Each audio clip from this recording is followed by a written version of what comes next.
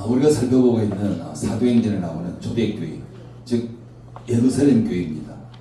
예루살렘 교회는 폭발적인 그런 성장을 하고 있는 그런 교회입니다. 그런 예루살렘 교회 가운데 부자들도 있었고요, 때로는 가난한 사람도 있었고, 가족이 없는 사람도 있었고, 또는 생계가 보장이 안 되는 과부들도 있었습니다. 그러다 보니 여유 있는 사람들은 자신의 재산을 팔아가지고 그 교회에 사도들 앞에 가지고 온 거죠. 쉽게 말하면 헌금한 겁니다. 그러면 교회는 그 사도들이 그 헌금을 가난한 자들에게 이렇게 나누어주는 바로 그런 아름다운 그런 교회입니다. 우리가 지난주에 살펴본 것처럼 사도행전 4장 33절 35절에 보면 사도들이 큰 권능으로 주 예수의 부활을 증언하니 무리가 큰 은혜를 받아 밭과 집 있는 자는 팔아 그 판 것의 값을 가져다가 사도들의 발 앞에 두매 그들이 각 사람의 필요를 따라 나누어 줍니다. 그러니까 사도들이 그 권능을 통해서 예수님의 부활을 증거합니다. 그걸 듣고 있는 그런 많은 무리들, 그 성도들이 큰 은혜를 받게 되죠. 은혜를 받게 되면서 자신들의 소유를 팔아가지고 그 교회에 헌금을 합니다. 그럼 교회는 그 헌금을 통해서 또한 가난한 자들에게 나눠주는 바로 그런 놀라운 일이 있었던 거죠. 이것이 바로 예루살렘 교회 공동체입니다. 너무 아름다운 모습입니다. 바로 예루살렘 교회 공동체가 이런 아름다운 모습이 나타나게 된 것은요, 이게 그들의 믿음의 열매인 거예요. 그 신앙의 열매입니다. 이런 열매가 나타난 것은 사도들의 헌신이 있었고 성도들의 헌신이 있었기 때문에 이런 아름다운 그런 열매가 나타날 수가 있었습니다. 근데 중요한 것은 그런 열매 뒤에서 보이지 않게 일하시는 분이 있다는 거죠. 그게 바로 성령님입니다. 성령님의 강력한 역사가 예루살렘 교회에 있었고, 그 강력한 역사 가운데 사도들과 성도들이 그 순종하는 그런 헌신이 있었던 거죠. 여기에서 어떤 것도 빠지면 안 됩니다. 성령님의 강력한 역사가 있다고 해서 그냥 모든 일들이 순적하게 진행되진 않아요. 그리고 성령님의 역사가 없는데 그 사도들과 성도들의 열정적인 헌신이 있다고 해서 이 일들이 순적하게 되지도 않습니다. 성령님의 역사가 있을 때 그 성령님의 역사에 순종해서 헌신함 있을 때, 이때 바로 놀라운 일이 일어나는 거예요. 왜? 하나님은 우리를 사용하시기 때문에, 성령님은 예루살렘 교회 공동체를 사용하시기 때문에 그들이 순종과 헌신이 반드시 필요한 겁니다.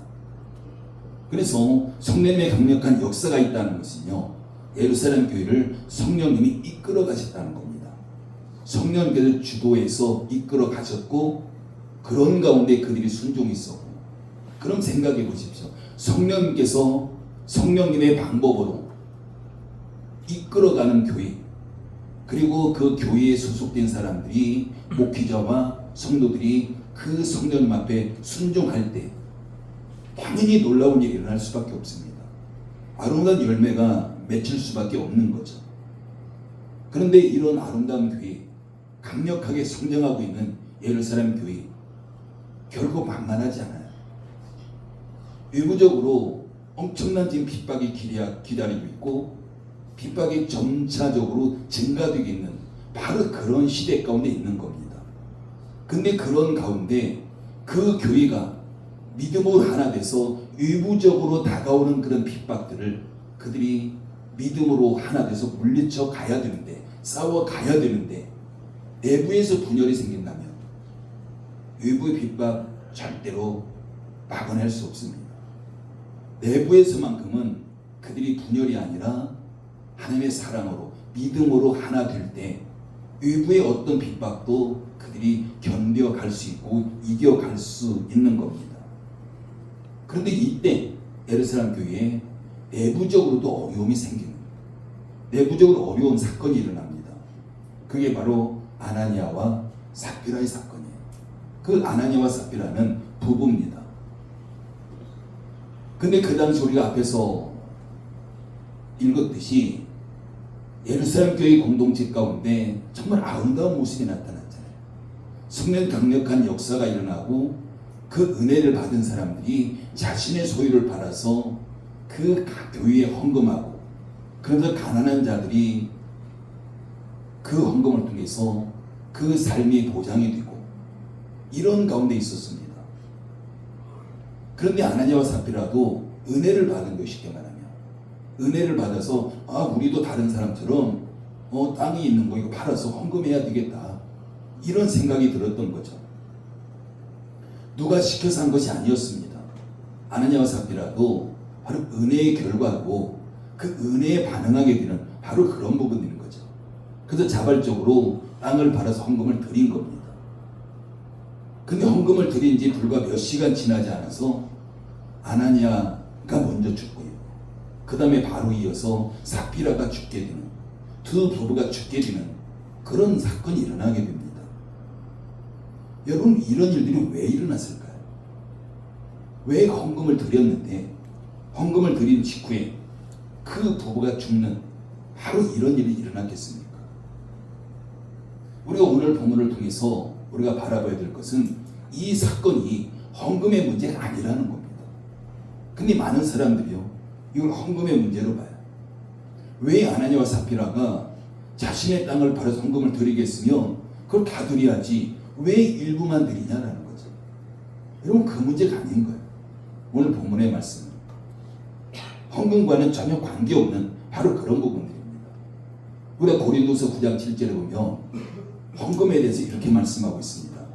각각 그 마음에 정한 대로 할 것이요 인색함으로나 억지로 하지 말지니. 헌금은 내가 정해서 그냥 하나님 앞에 드리면 되는 거예요. 그게 바로 헌금입니다. 근데 우리는 많은 경우 하나님 오해하는 경우가 참 많아요. 우리가 일반적으로 우리는 그렇게 이야기합니다. 하나님은 어떻게 또 이러이러한 분이야라는 거죠. 누구나 다 그 생각 가지고 있어요. 여러분들 지금 그 생각 가지고 있을 겁니다. 여러분 나름대로 우리 하나님은, 내가 믿는 하나님은 이런 분이야라는 그런 정의들을 가지고 있는 거죠. 여러분, 그럼 한번 여러분들이 생각하고 있는 하나님은 어떤 하나님입니까? 한번 다시 한번 생각해 보십시오. 내가 알고 있는 하나님은 어떤 하나님입니까? 우리가 하나님에 대해서 오해하고 있다면요, 잘못 알고 있다면 우리 신앙생활도 잘못할 수밖에 없습니다. 내가 하나님에 대해서 어떻게 알고 있느냐 굉장히 중요한 거예요. 그러면 내가 정의하고 있는 그 하나님이 정말 그게 맞을까라는 거죠. 성경에서 말씀하고 있는 그 하나님 맞을까? 아니면 만약에 내가 그 하나님을 내 생각 속에 가두고 있는 건 아닐까? 내가 잘못해서, 잘못 알고 있어서 하나님 이런 분이야 라고 하면서 내 생각 속에 가두고 있는 그런 하나님은 아닐까 라고 한번 생각해 보십시오. 우리가 하나님을 오해하면 우리가 오해한 그런 방향성을 가질 수밖에 없어요. 우리가 그렇게 신앙생활을 할 수밖에 없습니다. 여러분, 하나님께서 우리에게 헌금 요구하시나요? 물론 표면적으로 보면 성경에 대해서 헌금에 대해서 말씀하고 있습니다. 특히 말라기 같은 경우에는 11조 반드시 해야 되는, 이렇게 말씀하고 있는 거죠. 우리가 그런 표면적으로 본다면 하나님은 우리에게 헌금을 요구하시는 건 맞습니다. 근데 중요한 것은 겉으로 드러나는 모습이 아니라 하나님의 마음인 거예요. 하나님께서 왜 그 말씀을 하실까? 왜 헌금에 대해서 말씀하실까? 이게 더 중요한 거죠. 우리가 헌금이라는 것은 액수가 아니라 우리의 마음인 거예요. 하나님께서 우리에게 많은 돈을 요구하시는 것이 아니라 우리의 마음을 요구하시는 분입니다. 그래서 헌금이라는 그릇에 우리의 마음이 담겨졌을 때 하나님께서 그것을 기쁘게 받으신다는 거죠. 그래서 누가복음 21장에 보면은 부자들은 엄청나게 헌금을 해요. 사람들이 보도록, 보여지도록 엄청난 헌금을 합니다. 근데 어떤 한 가난한 과부는 그 부자들과 비해서 너무 부끄러운 거예요, 스스로. 그래서 단 2렙돈의 헌금을 헌금함에 살짝 넣는 거죠. 근데 그것을 예수님께서는 보셨습니다. 예수님이 보시고서 그 가난한 과부에게 뭐라고 말씀하냐면요, 그 가난한 과부가 다른 모든 사람보다도 더 많이 넣었도다. 사실은 더 많이 넣은 게 아니에요. 우리가 눈에 보여지는 것은 부자들이 많이 넣었지, 그 가난한 과부는 가장 적게 넣은 겁니다. 가장 적은 것도 그냥 단지 2렙돈이에요. 그런데 예수님께서는 가난한 과부의 2렙돈을 최고의 가치로 받으신 거예요. 최고로 많이 드린 것으로 받으신 겁니다. 여러분, 2렙돈이라는 것은 오늘날 얼마의 가치가 있을까요? 렙돈이라는 것은 작은이라는 의미입니다. 작은 것이 2번, 2렙돈. 그 당시 렙돈은 화폐 단위에서 최소의 화폐 단위예요. 그럼 오늘날 우리에게 보면요, 우리에게 1원짜리 있잖아요. 지금 여전히 우리가 10원짜리 있고 100원짜리 있고 1000원짜리 있고, 아마 그 정도 안에 들어가는 거예요. 아무리 많이 잡아도 2렙돈 1000원 넘지 않습니다. 근데 예수님께서는 그것을 어떤 부자보다도 가장 많이 넣었다. 이게 지금 예수님의 평가입니다. 여러분, 우리 하나님은 우주 만물의 주인이십니다. 어떤 것도 부족하지 않아요. 부족하신 분이라면 아마 많은 액수를 요구하실 수도 있습니다. 근데 모든 것이 하나님 것이잖아요. 그런 하나님께서 우리에게 헌금을 말씀하신 것은 액수가 아니라 우리의 마음을 요구하신 거예요. 우리 이런 개념을 가지고 오늘 본문을 바라보셔야 됩니다. 이런 개념을 가지고 아나니아와 삽비라의 그 사건을 우리가 바라보셔야 되는 거죠. 여러분, 1절 말씀 읽어볼까요? 같이 읽습니다. 시작. 아나니아라는 사람이 그의 아내 삽비라와 더불어 소유를 팔아. 헌신할 마음을 가진 거예요. 지금 아나니아 삽비라 부부가 성령께서 그들에게 헌신할 마음을 주셨죠. 은혜를 주신 겁니다. 그 2절 말씀 읽습니다. 시작. 그 값에서 얼마를 감춤해 그 아내도 알더라. 얼마만 가져다가 사도들의 발 앞에 두니. 여러분, 얼마만 감췄고 얼마를 드렸습니다. 그럼 드린 돈이 많았을까요? 감춘 돈이 많았을까요? 당연히 드린 돈이 훨씬 많았을 겁니다. 땅을 파는 거 다 알고 있잖아요, 사람들이. 그럼 땅값 얼마인지도 알고 있습니다. 그러면 조금 10% 20%가 이게 전부입니다 할 수는 없는 거잖아요. 그러니까 일부 조금 감추고 나머지 다 드린 거예요. 그럼 상당한 액수를 지금 아나니아 삽비라도 지금 헌금을 드린 겁니다. 근데 문제는 그 값에서 얼마나 감추면 이게 문제가 되는 거예요. 3절과 4절 읽습니다. 시작. 베드로가 이르되 아나니아야, 어찌하여 사탄이 내 마음에 가득하여 내가 성령을 속이고 땅값 얼마를 감추었느냐. 땅이 그대로 있을 때에는 내 땅이 아니며 한 후에도 내 마음대로 할 수가 없더냐. 어찌하여 이 일을 내 마음에 부었느냐. 사람에게 거짓말하는 것이 아니요 하나님께로다. 지금 아나니아가 땅값 얼마를 감추었을 때 즉시 문제가 발생한 건 아니었습니다. 지금 베드로를 통해서 성령님은 회개할 기회를 주신 거예요. 지금 베드로가 아나니아에게 묻고 있잖아요. 그럼 당연히 아나니아는 이때 즉시 회개했어야 됩니다. 근데 회개하지 않았습니다. 지금 아나니아는 성령님께 처음에 주셨던 그 은혜, 헌신의 마음,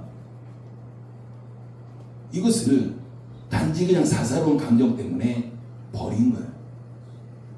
은혜를 은혜로 받아들이고 은혜를 은혜로 알고 그걸 간직해야 되는데, 은혜를 받았다가 사사로운 것 때문에 그냥 은혜를 던져버린 겁니다.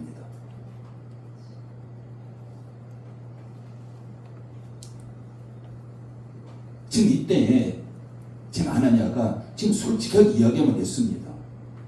땅을 밟고 보니까 조금 욕심이 생겼습니다. 저는 이렇게 솔직하게 고백했다면 어떤 문제도 일어나지 않았을 겁니다. 여러분, 우리 하나님은요, 우리 중심을 보시는 분이에요. 중심을 본다는 것은 우리 마음을 보신다는 겁니다. 우리가 뭔가 손으로 뭔가 하는 걸 보시는 것이 아니라 그 뭔가를 할 때 우리의 중심을 보신다는 거죠. 이만큼 우리 하나님은 우리의 모든 것을 다 알고 계시는 분이죠. 지금 아나니아의 모든 것 알고 계셨고, 그런데 베드로를 통해서 회개할 기회를 주신 겁니다. 그런데 회개하지 않았고요. 난 삽비라도 마찬가지였어요.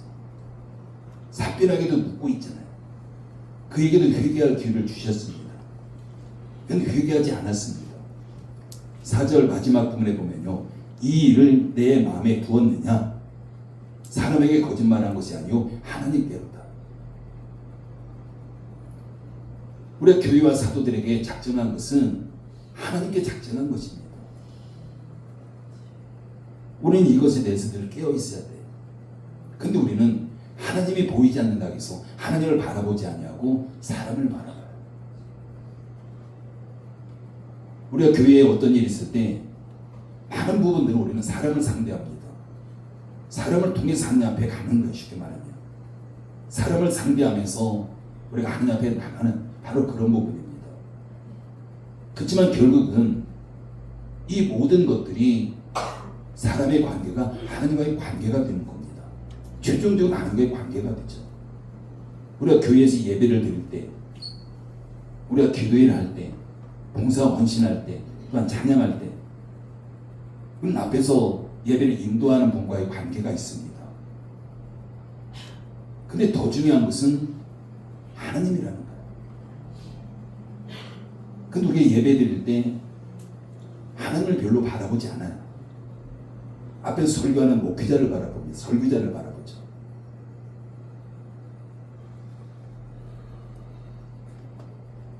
설교하는 설교자를 바라볼 것이 아니라 설교자를 사용하셔서 메시지를 증거하고 있는 그 하나님을 바라보셔야 된다는 겁니다. 우리가 예배 전에 찬양하잖아요. 찬양단을 통해서 우리가 찬양단을 바라보는 것이 아니라 그 찬양을 받고 계시는, 영광 받고 계신 그 하나님을 바라봐야 됩니다. 우리가 그럼 우리 찬양이 달라질 겁니다. 우리 예배 가운데서도 이분이 임재하게 계셔서 우리에게 말씀하시고 예배를 받으시고 영광을 받으시는, 우리가 그 하나님을 바라본다면 우리의 예배의 자세 당연히 달라질 수밖에 없습니다. 여러분, 그럼 다시 한번 생각해 보십시오.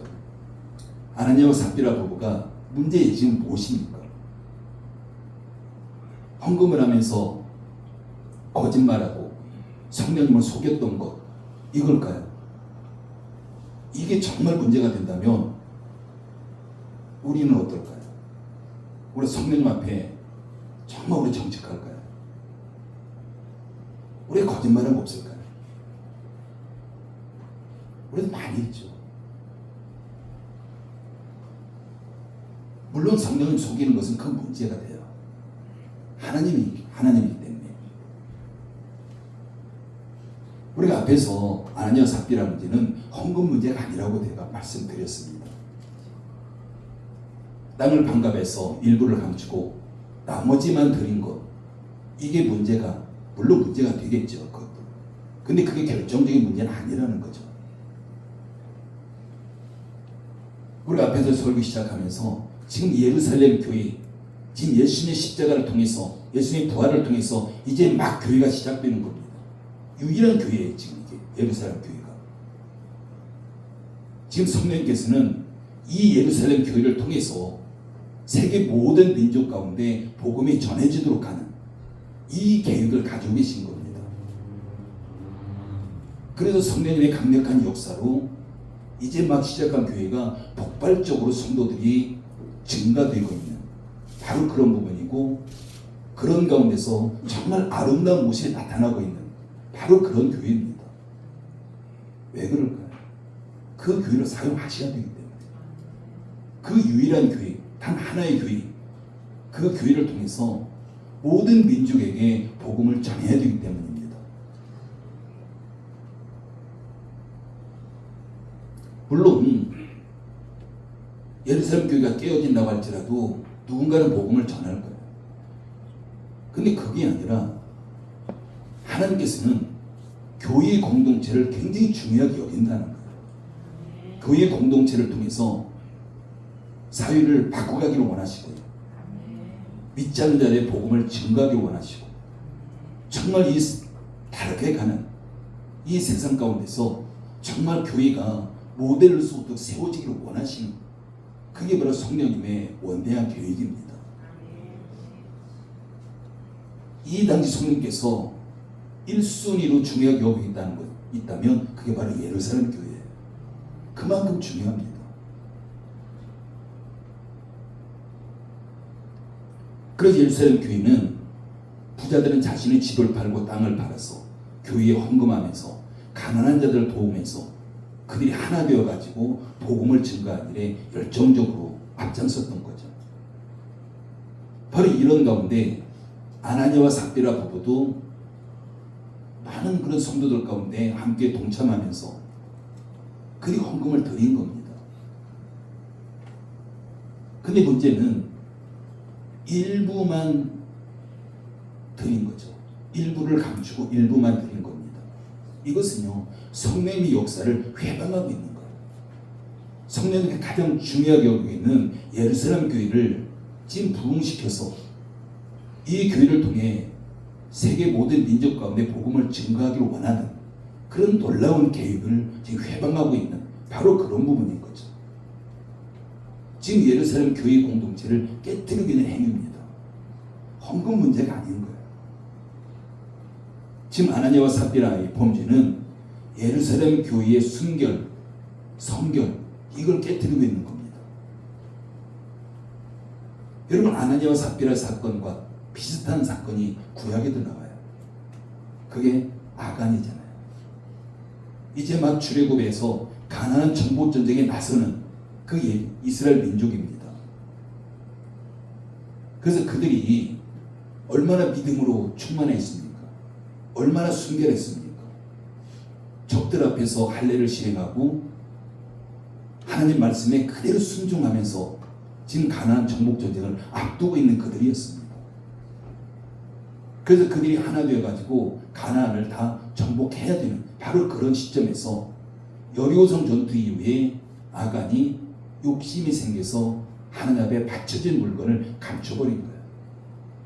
이 또한 그냥 단지 그에게 욕심의 문제가 아니라 이스라엘 백성들의 그 순결한 공동체, 그 공동체를 깨뜨리는 행위가 되는 거죠.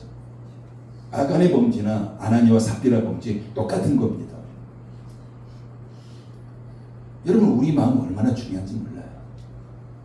우리가 계속해서 제가 우리의 마음을 지키자라고 말씀을 드리고 있지만 우리의 마음이라는 것은 그게 바로 생명과 직결된다는 거죠. 그래서 잠언 4장 23절 모든 지킬 만한 것 중에 더욱 내 마음을 지키라. 생명의 근원이 이에서 남이라. 마음에서 생명이 나타난다는 거죠. 그럼 그걸 지킬 때예요. 지킬 때. 우리 마음을 지킬 때. 지키지 않으면 생명이 나타나는 것이 아니라 생명과 반대되는 것이 나타난다. 지금 이 말씀하고 있는 거죠. 여러분 3절 말씀 한번 다시 읽어볼까요?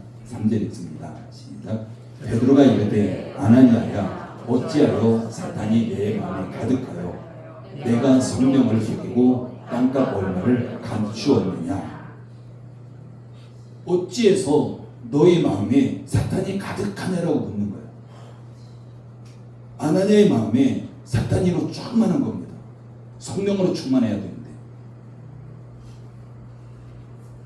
여러분, 그러면 아나니아의 그 행동 어떤 게 나타날까요? 그 마음에 성령으로 충만했다면 땅을 팔아서 온전히 하나님 앞에 드리는 끝까지 갔을 거예요. 그런데 성령으로 충만했던 그들이 그의 마음에 사탄으로 충만하게 된 거예요. 사탄에게 충만하게 됐다는 것은 사탄의 본성이 그를 통해서 나타날 수밖에 없는 겁니다. 사탄의 본성이 뭡니까? 속이는 거잖아요. 거짓말하는 겁니다. 그럼 4절 말씀도 같이 읽습니다. 시작. 땅이 그대로 있을 때는 내 땅이 아니며 한 후에도 내 마음대로 할 수가 없더냐. 어찌하여 이 일을 내 마음에 두었느냐. 사람에게 거짓말한 것이 아니요 하나님께로다. 여기서는 뭐라고 묻냐면요. 어찌하여 이 일을 내 마음에 두었느냐라고 해요. 어찌하여 너희 마음에 그걸 두었느냐. 그럼 앞에서 가면 마음만 한번 딱 떼서 보십시오. 마음에 사탄이 가득했고 그 마음에 그를 머물도록 해서 마음에 지금 둔 겁니다. 이게 마음을 지키지 못하는 거예요. 당연히 이런 가운데서 사탄의 본성이 나타날 수밖에 없고 사탄의 본성은 거짓말이라는 걸 통해서 예루살렘 교회 공동체를 파괴하는, 깨뜨리는 바로 그런 부분들이 나타날 수밖에 없는 겁니다. 예루살렘 공동체, 교회 공동체의 순결성이 깨지면 그들이 복음 전파라도 상당히 큰 어려움을 겪게 될 수밖에 없습니다. 그 사탄은 바로 그게 목적인 거예요. 단지 헌금의 문제가 아니라 교회 공동체를 깨뜨려서 하나님의 복음의 역사가 전진해 가는 것을 막는 것. 이게 지금 사탄의 역할입니다. 지금 아나니아와 삽비라는 그들의 마음을 잘 지켜야 됐는데 지키지 못해서 사탄이 들어오게 됐고 사탄이 그곳에 머물러서 가득 채워지게 되는 지금 이런 가운데 있는 거죠. 여러분 우리의 마음도요. 지금 이 순간에 사탄은 우리를 계속 녹화하고 있습니다. 우리가 지켜가야 됩니다. 한순간도 사탄은 우리에게서 떨어져 있지 않아요.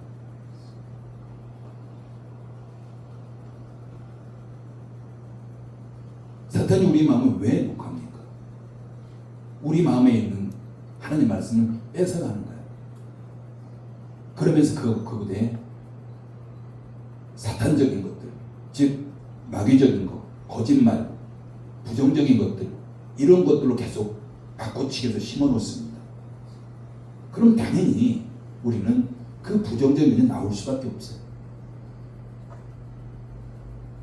우리가 이럴 때 우리는 단호하게 거절하면서 우리는 그것을 버려야 되는 거예요. 방어해내야 됩니다.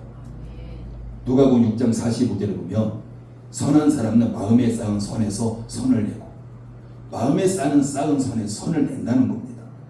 근데 악한 사람은 마음에 쌓은 악에서 악을 내는 거예요. 입으로 말한다는 겁니다. 여러분 이건 당연한 거예요. 우리 마음에 어떤 걸 채우냐에 따라서 그것이 우리의 삶 가운데 나타날 수밖에 없고 우리 입으로 나올 수밖에 없는 바로 그런 부분입니다. 여러분 우리 마음 지켜야 됩니다.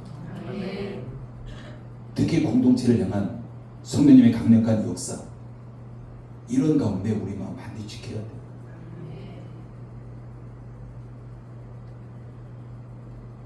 성령님께서 가장 중요하게 여긴 것 이 시대에 바로 이 땅에 있는 교회들입니다.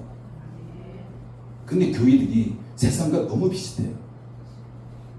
세상의 가치관들이 그냥 교회의 가치관이 거의 자리 잡고 있습니다. 이런 가운데서 복음이 약화될 수밖에 없죠. 교회가 모델이 되지 않는데, 교회가 희망이 되지 않는데, 소망이 되지 않는데, 그곳에서 복음을 이야기한들 누가 그것을 받아들이겠습니까? 여러분 사탄은 지금도 우리 마음 녹화하고 있습니다. 우리가 이때 어떻게 해야 되겠습니까? 아나니아처럼 그냥 마음에 받아들일까요? 그래서 아나니아처럼 사탄으로 우리 마음에 가득 채우시겠습니까? 여러분 사탄이 하는 역할을 한번 보십시오.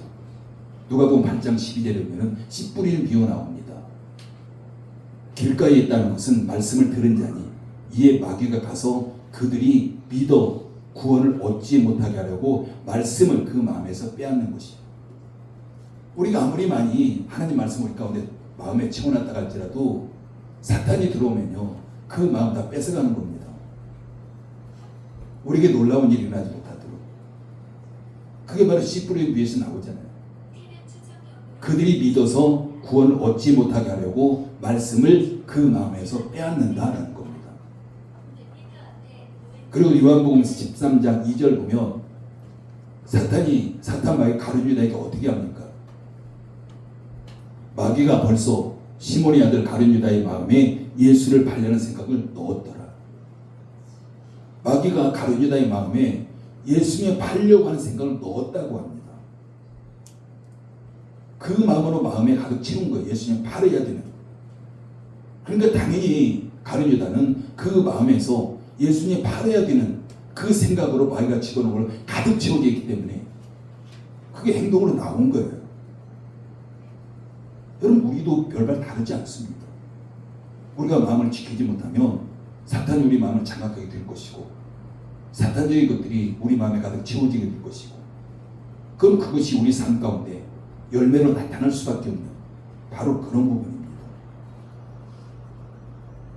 그럼 우리는 하나님 말씀이 아닌 것로부터 우리 마음을 지켜가야 됩니다. 마귀 사탄이 우리 마음에 들어오게 된다면 말씀은 이미 뽑아내기 시작하는 거예요. 그러면서 마귀 사탄적인 것을 우리 마음에 채울 수밖에 없습니다.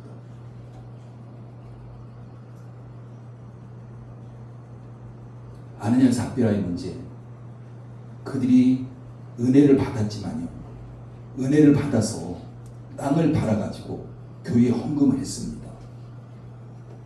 근데 문제는 그 순간 그들이 마음을 지키지 못하게 된 거예요. 오히려 은혜가 있는 곳에 마귀 역사가 더 강하다는 걸 아셔야 돼요. 은혜가 없는 곳에 마귀 별로 신경 쓰지 않습니다. 우리가 믿음이 없는데 그냥 대충 사는데 별로 예배 중요시 여기지 않고 말씀 중요시 여기지 않고 그냥 대충 사는데 마귀 우리 건드리지 않아요. 그냥 너 그렇게 살아가는 거예요. 근데 우리가 뭔가 말씀대로 살려고 몸부림칠 때 믿음으로 나가려고 할 때 이때 마귀 역사가 강하게 우리 가운데도 나타난다는 겁니다. 그걸 회방하기 위해서 그 믿음을 뽑아내기 위해서 말씀을 뽑아내기 위해서 그럼 우리가 내가 뭔가 선줄 섰다 내가 성장했다 이렇게 느낄 때 우리가 마음을 더 강하게 지켜가야 돼. 그래야만 우리 믿음의 성장이 계속해서 지속적으로 이루어질 수 있습니다. 근데 많은 사람들이 어느 정도 올라가면 다시 내려와요. 왜요? 마음을 지키지 못해서. 이미 은혜 받아서 올라갔는데 어느 정도 마귀가 우리 마음을 지키면 그걸 뽑아내는 거예요. 그리고 부정적인 것을 심어놓습니다. 그럼 다시 내려와요. 그럼 많은 사람들이 이 과정을 계속해서 반복하고 있습니다. 아느냐 삽비라 은혜 받았습니다. 은혜 받아서 정말 땅도 팔고 그래서 헌금해서 정말 교회가 잘 되기를 원했고 근데 그 순간 마음을 지키지 못해서 오히려 은혜를 다 잃어버렸고 오히려 마귀적인 것들이 들어와서 거짓말하게 되고 교회 공동체를 파괴하는 일이 일어나고 이런 것이 일어난 거죠. 그래서 정말 우리 자신들을 다시 한번 점검해 보면서 정말 내 마음 무엇이 들어있을까? 하나님 말씀 당연히 있겠죠. 근데 하나님 말씀과 때로는 하나님 말씀이 아닌 것이 공존하고 있지는 않을까? 그렇게 된다면 하나님 말씀은 점점 뽑아져 나갑니다. 부정적인 거 가득 채워질 수밖에 없어요. 그래서 우리가 불같이 화내는 경우도 있잖아요. 화를 왜 냅니까? 내가 뭔가 불이익당하니까 나를 보호하기 위해서 방어하기 위해서 내 마음에 그런 것들이 채워져 있기 때문에 그게 나오는 거예요. 그럴 때 우리는 성경적이 아닌 부정적인 것이 나를 통해 나타날 때 우리는 그때 그런 부분이 내 마음에 있구나라는 걸 아셔야 되고요. 그러면서 그런 부분이 있다면 정말 내가 하나하나를 뽑아 그 자리를 말씀으로 해서 채워가야 돼요. 그래서 우리가 말씀을 읽고 공부하는 겁니다. 그래서 저와 여러분 모두가 우리 마음을 지키면서 정말 마음을 지키는 자는 용사보다 낫다고 했습니다. 성을 빼앗는 자보다 낫다고 했어요. 그래서 우리의 하나님의 생명으로 풍성해져서 그 생명을 누리고 있는 저와 여러분 되기를 예수의 이름으로 축복합니다. 기도합니다. 아버지 하나님 은혜를 감사를 드립니다. 우리 아나니아와 삽비라 부부 그 사건을 통해서 우리 자신들을 살펴봅니다. 저들이 은혜를 받았지만 정말 놀라운 일을 행했지만 마귀 사탄에 의해서 그 놀라운 일도 우리가 다 버리는, 그러면서 결국에는 부정이고 가득 채워지는 이런 일까지 그들에게 내려갔던 걸 보게 됩니다. 아버지 하나님, 우리 또한 우리 마음을 잘 지킴으로 인해서 우리 마음에 하나님의 말씀으로 가득 채우고 성령님으로 가득 충만하게 채워져서 성령님의 온전히 순종하면서 성령님에 따라가는 우리 열린문교회 그리고 우리 모든 성도들에게 부지하도록 역사해 주셔서 우리 열린문교회와 우리 가정들의 그런 공동체가 성령이 이끄시며 성령님의 충만함으로 놀라운 그런 성령님의 열매들로 가득한 공동체가 되기 원합니다. 우리 마음을 지키겠습니다. 성령 우리를 도와주시옵소서. 예수님의 이름으로 기도드립니다. 아멘. 예, 준비하시